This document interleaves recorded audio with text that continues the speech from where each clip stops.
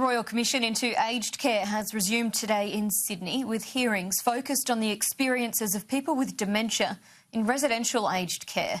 Let's go live now to Sky News Sydney reporter Caroline Marcus, who's at the hearing. Caroline, the Commission today heard evidence about residents not being protected from other violent residents. That's right, Stacey. There was more damning evidence today as that Royal Commission into Aged Care resumed here in Sydney. The Royal Commission heard from one 90-year-old Melbourne resident who spoke about how she was kept in a wing with other residents who could be violent and aggressive.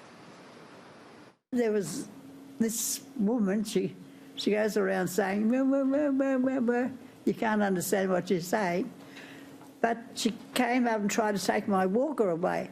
I hung on to it naturally, and she starts hammering on my hands like mad. I couldn't hang on any longer, I had to let it go. That same resident also spoke about how incontinence pads were rationed out to residents, leaving some residents to sit in soiled pads for long periods of time.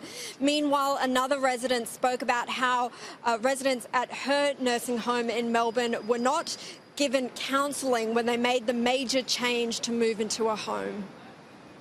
There's just that feeling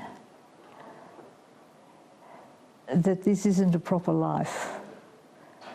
And so there is that feeling that the quicker it's all over, the better it is for everybody, yeah.